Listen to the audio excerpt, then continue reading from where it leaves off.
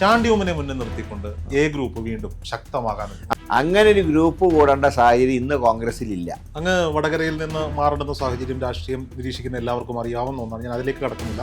പക്ഷെ വടകരയിൽ അങ്ങേക്ക് പകരക്കാരനായി വന്ന എം.പിക്ക് എത്രമാത്രം അതിൽ പല ഉദ്ദേശങ്ങളുണ്ട് എന്ന് ജനം സംശയിക്കും. അതുകൊണ്ടാണ് ഞാനിത് പറയാൻ. അതിനു മുമ്പൊന്നും അതിന് നമ്മൾ അസൂയ നോക്കേണ്ട കാര്യമില്ല. കാരണം അത് ഉമ്മൻചാണ്ടിയുടെ മകനാണ്. സ്വാഭാവികമായിട്ട് ആ കഴിവുകൾ കുറേയൊക്കെ അദ്ദേഹത്തിന് കിട്ടും. വീട്ടിലെത്തിയാൽ ഒരു വീണയും മന്ത്രിസഭയിലെത്തിയാൽ മറ്റൊരു വീണ. എന്തുകൊണ്ടാണ് കുടുംബത്തെ അങ്ങനെ കടന്നാക്രമിക്കുന്നത്? ഞാൻ ഏറ്റവും അധികം ആരാധിക്കുന്ന നേതാവ് അന്ന് ഇന്ന് ഇന്ദിരാഗാന്ധി. ആ ഇന്ദിരാഗാന്ധി വിമർശിച്ചു കഴിഞ്ഞാൽ ഞാൻ തിരിച്ച് പ്രതികരിക്കും. ഒരു അന്വേഷണം നടത്തിയാൽ എന്തിനാ അന്വേഷണം ഭയപ്പെടുന്നതിന്? അപ്പോൾ എനിക്കെതിരായിട്ട് എന്തൊക്കെ വന്നിട്ടുണ്ട്? ഞാൻ മുഖ്യമന്ത്രിയുടെ മകൻ എന്നുള്ള നിലയിൽ എന്തെല്ലാം ഞാൻ കേട്ടിട്ടുണ്ട്. എന്തുകൊണ്ടാണ് മുഖ്യമന്ത്രിയുടെ പേഴ്സണൽ അഡ്രസ്സ് കൊടുക്കുന്നതിൽ എന്താ കുഴപ്പമെന്താ? മുഖ്യമന്ത്രിക്ക് പേഴ്സണലായിട്ട് അഡ്രസ്സ് ഉണ്ടല്ലോ. അതേ നോമിനേഷൻ കൊടുക്കുമ്പോൾ അദ്ദേഹത്തിൻ്റെ അഡ്രസ്സ് ഉണ്ടല്ലോ. ആ അഡ്രസ്സ് കൊടുത്താൽ മതിയല്ലോ. നമസ്കാരം. നേഷൻ ഫസ്റ്റിൽ ഇന്നതിഥി കെ മുരളീധരനാണ്. സർ നമസ്കാരം. നമസ്കാരം. CPM അല്ലെങ്കിൽ പിണറായി വിജയൻ സർക്കാർ അവർ മൂന്നാം സർക്കാരിലേക്ക് നടന്നു നീങ്ങുന്നു എന്നൊരു പ്രതീതി സൈബർ ഇടങ്ങളിലും അല്ലെങ്കിൽ പ്രവർത്തകർക്കിടയിലും ഒക്കെ ഉണ്ടാക്കിക്കൊണ്ടാണ് മുന്നോട്ട് പോകുന്നത്. പക്ഷേ UDF ഇപ്പോഴും ഒരു അജണ്ട സെറ്റ് ചെയ്യാനോ അല്ലെങ്കിൽ അധികാരത്തിലേക്ക് എങ്ങനെ എത്തും എന്ന് അണികളോട് പറയാനോ സാധിക്കുന്നില്ല എന്നൊരു വിമർശനവും അന്തരീക്ഷത്തിൽ ഇങ്ങനെ നിൽക്കുന്നുണ്ട്. ഈ വിഷയത്തിൽ എന്തായിരിക്കും മൂന്നാം പിണറായി സർക്കാർ എന്നുള്ളവരുടെ മോഹം നിലമ്പൂരോട് അവസാനിച്ചിട്ടുണ്ട്. പിന്നെ സൈബർ ഒക്കെ ഒരുപാട് പ്രചരണം നടത്തിയിട്ട് പോലും നിലമ്പൂർ ദയനീയമായിട്ട് തോറ്റു. അപ്പോൾ ജനവികാരം ഇവർക്കെതിരാണ്. UDFനെ സംബന്ധിച്ച് ഞങ്ങൾ ഈ ആദ്യത്തെ പ്രയോറിറ്റി ലോക്കൽ ബോഡി ഇലക്ഷനാണ്. പക്ഷേ ഇതുവരെയായിട്ട് അതിൻ്റെ വോട്ടർ പട്ടിക പോലും പ്രസിദ്ധീകരിച്ചിട്ടില്ല. 21-ാം തീയതി പ്രസിദ്ധീകരിക്കുന്നതാണ് പറയുന്നത്. 21-ാം തീയതി പ്രസിദ്ധീകരിച്ച് കഴിഞ്ഞാൽ വോട്ട് ചേർക്കേണ്ട എല്ലാ ഡേറ്റാസും കളക്ട് ചെയ്ത് വെച്ചിട്ടുണ്ട്. അപ്പോൾ സൈറ്റ് ഓപ്പൺ ചെയ്താൽ ഉടനെ വോട്ട് ചേർക്കും. അത് 15 ദിവസം കൊണ്ട് ആ പ്രക്രിയ പൂർത്തിയാക്കാനുള്ള എല്ലാ നടപടിക്രമങ്ങളും ഞങ്ങൾ ചെയ്തിട്ടുണ്ട്. അതുപോലെ തന്നെ ചില വോട്ടുകൾ സ്ഥലം മാറിപ്പോയ ആളുകളുണ്ട്, മരണപ്പെട്ടവരുണ്ട്. ആ വോട്ടുകൾ തള്ളിക്കാനും ഉള്ള ശ്രമങ്ങൾ നടത്തുന്നുണ്ട്. അപ്പോൾ അത് അടുത്ത 15 ദിവസം ഈ സൈറ്റ് ഓപ്പൺ ചെയ്താൽ ഉടൻ വിത്തിൻ 15 ഡേയ്സ് ആ പ്രക്രിയ ഞങ്ങൾ പൂർത്തീകരിക്കും. പിന്നീട് നറുക്കിട്ടൊക്കെ വാർഡുകൾ തീരുമാനിച്ചതിന് ശേഷം ഘടകകക്ഷികളുമായിട്ടുള്ള വിഭജന സീറ്റ് ചർച്ച, പിന്നെ സ്ഥാനാർത്ഥി പ്രഖ്യാപനം. അതിന് വ്യക്തമായിട്ടുള്ള മാനദണ്ഡവും കൊടുത്തിട്ടുണ്ട്. ഇപ്പോൾ പഞ്ചായത്ത് തലത്തിൽ വാർഡ് സ്വാധീനമുള്ളവരെ ജയിക്കുള്ളൂ.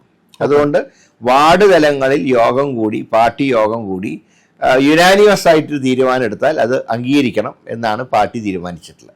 ഒന്നിൽ കൂടുതലുണ്ടെങ്കിൽ മാത്രം സമവായ ചർച്ചയിലൂടെ പ്രശ്നം പരിഹരിക്കാനാണ് ശ്രമിക്കുന്നത്. അപ്പോൾ പഞ്ചായത്തിൽ ഞങ്ങൾ നല്ല വിജയം പ്രതീക്ഷിക്കുന്നുണ്ട്. അതനുസരിച്ച് വർക്കുമായിട്ട് മുന്നോട്ട് പോകുന്നുണ്ട്.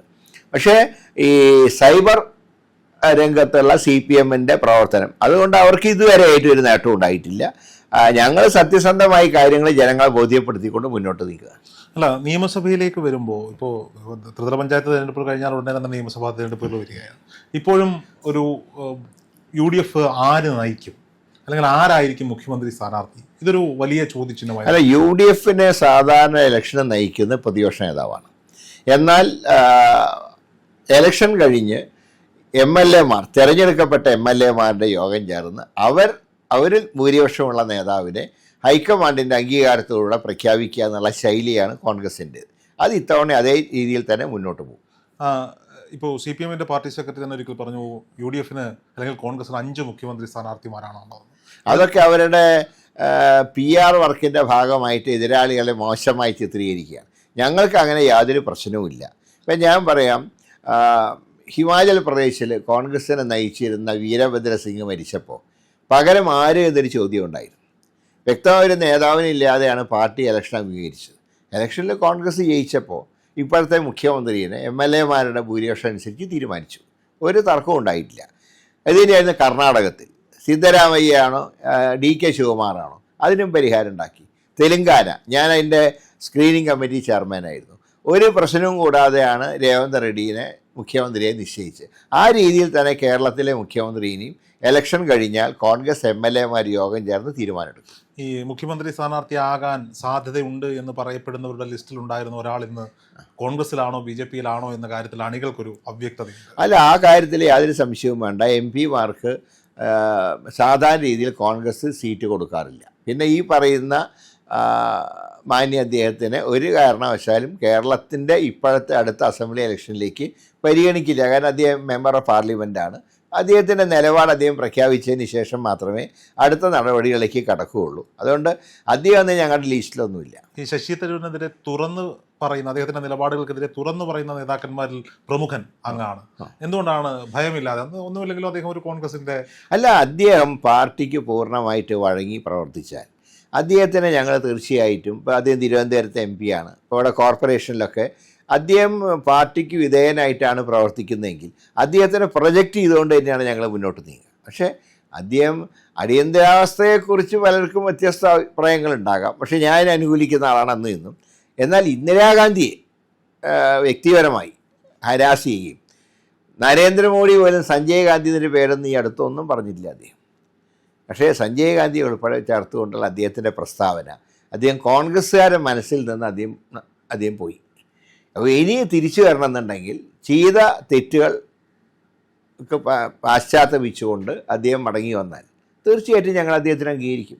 അല്ല, അങ്ങ് തികച്ചും പേഴ്സണലായ ഒരു ചോദ്യമാണ്. അങ്ങ് ഇങ്ങനെ തുറന്ന് പ്രതിഷേധം രേഖപ്പെടുത്തുമ്പോൾ തിരുവനന്തപുരത്തിന്റെ MP ആണ് ശശി തരൂർ. ഒരുപക്ഷെ അങ്ങ് മത്സരിക്കുന്നെങ്കിൽ അടുത്ത തവണ തിരുവനന്തപുരത്തായിരിക്കുമെന്ന് കേൾക്കുന്നുണ്ട്. അങ്ങയുടെ പ്രവർത്തന മേഖലയും ഇപ്പോൾ തിരുവനന്തപുരമാണ്. അപ്പോൾ സ്വാഭാവികമായും അങ്ങയ്ക്കെതിരെ ഒരു UDF-നുള്ളിൽ തന്നെ MP-യെ വിമർശിച്ച ഒരാൾ, അല്ലെങ്കിൽ നിലവിലിരിക്കുന്ന MP-യെ വിമർശിച്ച ഒരാൾ എന്ന നിലയിൽ അത് ഞാൻ പറയുന്നത്, ഞാൻ ഏറ്റവും അധികം ആരാധിക്കുന്ന നേതാവ് അന്നും ഇന്ന് ഇന്ദിരാഗാന്ധിയാണ്.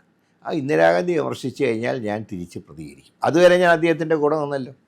അദ്ദേഹത്തിനെക്കുറിച്ച് ഒരുപാട് ആക്ഷേപങ്ങളൊക്കെ പലരും പറഞ്ഞ കാലത്ത് ഞാൻ അദ്ദേഹത്തിൻ്റെ കൂടെയായിരുന്നു. പക്ഷേ അദ്ദേഹം നരേന്ദ്രമോദിയെ സ്തുതിക്കുകയും രാഹുൽ ഗാന്ധിയുടെ പ്രസ്താവനകളെ തള്ളിപ്പറയുകയും ഇന്ദിരാഗാന്ധിയെ അതിനിശ്ചിതമായി കുറ്റപ്പെടുത്തുകയും സഞ്ജയ് ഗാന്ധിയെ പോലും വലിച്ചഴക്കുകയും ചെയ്തപ്പോൾ പിന്നെ അവിടെ ഒരു മുഖം നോക്കേണ്ട കാര്യമൊന്നും എനിക്കില്ല. ഞാൻ എൻ്റെ ഫ്യൂച്ചർ മാത്രം നോക്കി പ്രവർത്തിക്കുന്ന ആളൊന്നുമല്ല.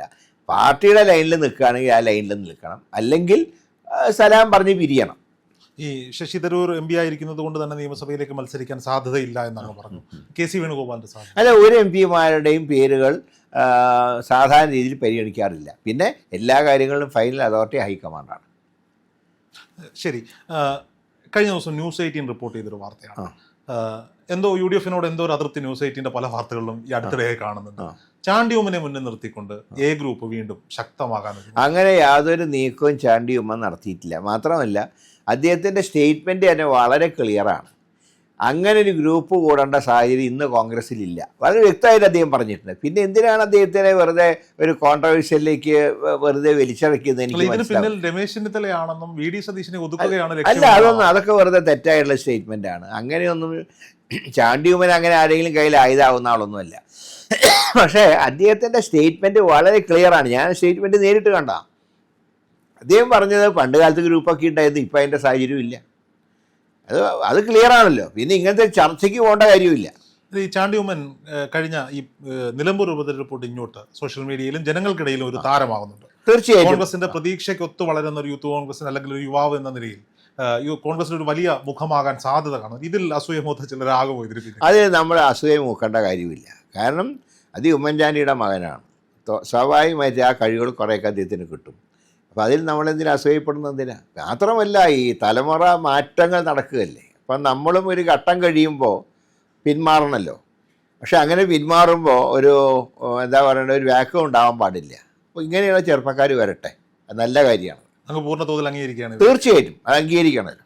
ഈ അവരുടെ ഒരു ക്യാപ്ഷനാണ് റീൽസ് രാഷ്ട്രീയവും റിയൽ രാഷ്ട്രീയവും. പുതുതലമുറ രാഷ്ട്രീയം പണ്ടത്തെ ചോരെഴുത്തും പോസ്റ്റ് ഒട്ടിപ്പും അനൗൺസ്മെന്റും ഒന്നും അല്ല. അതെല്ലാം സോഷ്യൽ മീഡിയയിൽ പകുതി കിടക്കുകയാണ്, പകുതി ജനങ്ങൾക്കിടയിലും. ഇത് രണ്ടും ചേർന്ന് പോകുമ്പോഴാണ് യഥാർത്ഥ രാഷ്ട്രീയ പ്രവർത്തനം ഇപ്പോൾ. തീർച്ചയായിട്ടും. അപ്പോൾ ഈ വിമർശകരോട് എന്തെങ്കിലും പറയാനോ? അല്ല, അത് എല്ലാവരും ശ്രദ്ധിക്കേണ്ട ഒരു കാര്യമാണ്. കാരണം തലമുറ മാറ്റം എന്ന് പറയുമ്പോൾ ശൈലിയിൽ മാറ്റം ഉണ്ടാവും, അത് നമ്മൾ അംഗീകരിക്കണം. പക്ഷെ അതേ സമയത്ത് ഒരു തെരഞ്ഞെടുപ്പിൻ്റെ വിജയം എന്ന് പറയുന്നത് ഒരു പൊതുപ്രവർത്തകൻ ജനങ്ങളുമായിട്ടുള്ള ബന്ധമാണ്. സോഷ്യൽ മീഡിയയൊക്കെ ഉണ്ട്, പക്ഷെ ഇതൊന്നും നോക്കാത്ത ഒരുപാട് ജനങ്ങളുണ്ട്, വോട്ട് ചെയ്യുന്നവർ. അപ്പോൾ അവരുമായിട്ടുള്ള വ്യക്തിപരമായിട്ടുള്ള ബന്ധങ്ങൾ. ഇപ്പം ഞാൻ 8 വർഷം നിയമസഭാ അംഗമായിരുന്നു. ആ കോൺസ്റ്റിറ്റ്യുവൻസിയിൽ അന്നും ഇന്നും എനിക്ക് വ്യക്തിപരമായിട്ടുള്ള ബന്ധങ്ങളുണ്ട്. അത് തീർച്ചയായിട്ടും അതിൻ്റെ കാരണം ആ ബന്ധങ്ങളാണ്. ഇപ്പോൾ വടകരയിൽ നിന്ന് പോന്നെങ്കിലും ആ നാട്ടുകാരും ഇപ്പോഴും എന്നെ സ്നേഹിക്കുന്നുണ്ട്. അപ്പോൾ ഒരു ജനപ്രതിനിധി എന്നുള്ള നിലയിലും പൊതുപ്രവർത്തകൻ എന്നുള്ള നിലയിലും ജനങ്ങളുമായി കൂടുതൽ അടുത്തിടപഴകുക എന്നുള്ളതാണ് ഒരു പൊതുപ്രവർത്തകൻ്റെ കടമ. മറ്റേതൊക്കെ ഇലക്ഷൻ കാലത്തൊക്കെ ശരിയാണ്, കുറേ വാട്സപ്പും കുറേ ന്യൂ ജനറേഷനും എല്ലാം വേണ്ടി. പക്ഷേ ജനങ്ങളുമായിട്ടുള്ള ബന്ധമുണ്ടെങ്കിൽ മാത്രമേ ഒരാൾക്ക് തിരഞ്ഞെടുപ്പിൽ ജയിക്കാൻ കഴിയൂ. അങ്ങ് വടകരയിൽ നിന്ന് മാറേണ്ടുന്ന സാഹചര്യം രാഷ്ട്രീയം നിരീക്ഷിക്കുന്ന എല്ലാവർക്കും അറിയാവുന്ന ഒന്നാണ്, ഞാൻ അതിലേക്ക് കടക്കുന്നില്ല. പക്ഷേ വടകരയിൽ അങ്ങേക്ക് പകരക്കാരനായി വന്ന എം പിക്ക് എത്ര മാർക്ക് കൊടുക്കും? അല്ല, ഞാൻ മനസ്സിലാക്കിയിടത്തോളം നന്നായി പ്രവർത്തിക്കുന്നുണ്ട്. എല്ലായിടത്തും അദ്ദേഹം ഓടിയെത്തുന്നുണ്ട്. മാത്രമല്ല ഈ ജനപ്രതിനിധി എന്നുള്ള നിലയിൽ ഏതാണ്ട് അദ്ദേഹത്തിന് 13 വർഷത്തെ എക്സ്പീരിയൻസും ഉണ്ട്. ആ എക്സ്പീരിയൻസ് വെച്ചിട്ട് അദ്ദേഹം പ്രവർത്തിക്കുന്നുണ്ട്. ഓക്കെ, ഈ ഇടതു രാഷ്ട്രീയത്തിലേക്ക് വന്നാൽ അങ്ങ് ഈ അടുത്ത് നടത്തിയ ഒരു എനിക്ക് വളരെ അട്രാക്റ്റീവായി തോന്നിയ ഒരു സ്റ്റേറ്റ്മെന്റ് ആണ്, വീട്ടിലെത്തിയാൽ ഒരു വീണയും മന്ത്രിസഭയിലെത്തിയാൽ മറ്റൊരു വീണയും. എന്തുകൊണ്ടാണ് കുടുംബത്തെ അങ്ങനെ കടന്നാക്രമിക്കുന്നത്? അല്ല, കുടുംബത്തിനെ കടന്നാക്രമിക്കും. അദ്ദേഹത്തിൻ്റെ മകളെക്കുറിച്ചൊക്കെ ഈ കോടതി പോലും അഭിപ്രായം പറഞ്ഞിട്ടില്ല. ഞാൻ അതുവരെ അഭിപ്രായമൊന്നും പറഞ്ഞിരുന്നില്ല. അപ്പോൾ അത് സത്യസന്ധത തെളിയിക്കേണ്ട ചുമതല മുഖ്യമന്ത്രിക്ക് ഉണ്ടായിരുന്നു. ഒരു അന്വേഷണം നടത്തിയാൽ എന്തിനാ അന്വേഷണം ഭയപ്പെടുന്നതിന്? അപ്പോൾ എനിക്കെതിരായിട്ട് എന്തൊക്കെ വന്നിട്ടുണ്ട്? ഞാൻ മുഖ്യമന്ത്രിയുടെ മകൻ എന്നുള്ള നിലയിൽ എന്തെല്ലാം ഞാൻ കേട്ടിട്ടുണ്ട്. പക്ഷേ ഒരു വ്യക്തമായിട്ടൊരു അഴിമതി ആരോപണങ്ങൾ ഒരു കോടതിയിലും ഉണ്ടായിട്ടില്ല. ഇത്തവണ അങ്ങനെ സംഭവിച്ചിട്ടുണ്ട്. അപ്പോൾ അത് ക്ലിയർ ചെയ്യേണ്ടത് മുഖ്യമന്ത്രിയാണ്. ഞാൻ അങ്ങോട്ട് ചോദിക്കാനുള്ള കാരണം ഇതാണ്, ഒരു മുൻ മുഖ്യമന്ത്രിയുടെ മകൻ എന്ന നിലയിൽ അങ്ങ് വളരെ തിക്താനുഭവങ്ങൾ ഈ വിഷയത്തിൽ നേരിട്ടൊരാളാണ്. അപ്പോൾ സ്വാഭാവികമായിട്ടും അദ്ദേഹത്തിന്റെ മകളെ പേര് പറഞ്ഞ് ഒരു സ്റ്റേറ്റ്മെന്റ് നടത്തുമ്പോൾ അത് ഈ അടുത്ത കാലത്തുണ്ടായ സംഭവങ്ങളാണ്. അദ്ദേഹത്തിൻ്റെ മകളുടെ നേതൃത്വത്തിലുള്ള കമ്പനി ഒരു വർക്കും ചെയ്യാതെ ആനുകൂല്യം കൈപ്പറ്റി എന്ന് പറയുമ്പോൾ അത് അഴിമതിയാണ്. അപ്പോൾ അങ്ങനെ വരുമ്പോൾ അത് അന്വേഷിച്ച് അതിൻ്റെ സത്യസന്ധത ബോധ്യപ്പെടുത്തേണ്ട ചുമതല മുഖ്യമന്ത്രിക്കുണ്ട്. അത് അദ്ദേഹം ചെയ്തില്ല. അപ്പോഴാണ് മകൾ സംശയത്തിൻ്റെ നിഴലിൽ നിൽക്കുന്നത്. പലപ്പോഴും നമ്മൾ അദ്ദേഹത്തിൻ്റെ മകൾക്ക് ഒരു ബിസിനസ് നടത്തിക്കൂടാമെന്ന് ഞാൻ പറയില്ല. പക്ഷേ ഔദ്യോഗിക സംവിധാനങ്ങൾ ദുരുപയോഗപ്പെടുത്തരുത്. മാത്രമല്ല അവരുടെ അഡ്രസ്സ് തന്നെ AKG സെൻറ്ററിൻ്റെ അഡ്രസ്സാണ്. എന്തുകൊണ്ടാണ് മുഖ്യമന്ത്രിയുടെ പേഴ്സണൽ അഡ്രസ്സ് കൊടുക്കുന്നതിൽ എന്താ കുഴപ്പം? എന്താ? മുഖ്യമന്ത്രിക്ക് പേഴ്സണലായിട്ട് അഡ്രസ്സ് ഉണ്ടല്ലോ. അതേ നോമിനേഷൻ കൊടുക്കുമ്പോൾ അദ്ദേഹത്തിൻ്റെ അഡ്രസ്സ് ഉണ്ടല്ലോ. ആ അഡ്രസ്സ് കൊടുത്താൽ മതിയല്ലോ. AKG സെൻറ്റർ എന്ന് പറയുമ്പോൾ ഭരിക്കുന്ന പാർട്ടിയുടെ ഒരു പാർട്ടി ഓഫീസാണ്. അതിനെ വലിച്ചടയ്ക്കുമ്പോൾ അതിൽ പല ഉദ്ദേശങ്ങളുണ്ട് എന്ന് ജനം സംശയിക്കുന്നു. അതുകൊണ്ടാണ് ഞാനിത് പറയാൻ. അതിനു മുമ്പൊന്നും അവർക്കെതിരായിട്ട് പല ആരോപണങ്ങൾ വന്നപ്പോൾ ഞാൻ അതിനോട് മുഖം തിരിഞ്ഞ ഒരാളാണ്. ഇന്ന് ഞാൻ പറയുന്നത് ബിസിനസ് നടത്തുന്നതിൽ ഒരു കുഴപ്പമില്ല. പക്ഷേ അത് സുതാര്യമായിരിക്കണം, സത്യസന്ധമായിരിക്കണം. BJP നേരിടാൻ കോൺഗ്രസ് ക്യാമ്പിൽ നിന്ന് എപ്പോഴും മുന്നിൽ നിൽക്കുന്ന ആളാണ് കെ മുരളി. നെറ്റിപ്പട്ടം കിട്ടിയ കൊമ്പൻ എന്നൊക്കെയാണ് സോഷ്യൽ മീഡിയയിലെ വിശേഷണങ്ങൾ. സത്യത്തിൽ BJP ലോക്സഭാ തെരഞ്ഞെടുപ്പിൽ ഉയർത്തിയെടുത്ത ഒരു 20% വോട്ട് ഷെയർ ഉണ്ട്. ഇത് UDF-നാണോ തിരിച്ചടിയാകുന്നത് LDF-നായിരിക്കും? 20% വോട്ടിൽ രണ്ട് ഭാഗത്തുനിന്ന് ഉണ്ടായിട്ടുണ്ട്. ഇപ്പോൾ CPM പറഞ്ഞ എന്താ, ഞങ്ങളുടെ വോട്ട് ബാങ്കുകളിൽ വിള്ളലുണ്ടായി. ഞങ്ങൾക്ക് സ്ഥിരമായി ചെയ്തിരുന്ന വോട്ടുകളിൽ ഒരു ഭാഗം BJP-ക്ക് പോയി. ഞങ്ങൾക്ക് കിട്ടിയിരുന്ന വോട്ടിൻ്റെ ഒരു ഭാഗം നേരത്തെ പോയിട്ടുണ്ട്. അപ്പോൾ അതുകൊണ്ട് രണ്ട് ഭാഗത്തു നിന്നുള്ള വോട്ട് ചോർച്ചയുണ്ടായിട്ടുണ്ട്. അതിനെ ജാഗ്രതയോടുകൂടെ ഞങ്ങൾ വീക്ഷിക്കുന്നുണ്ട്.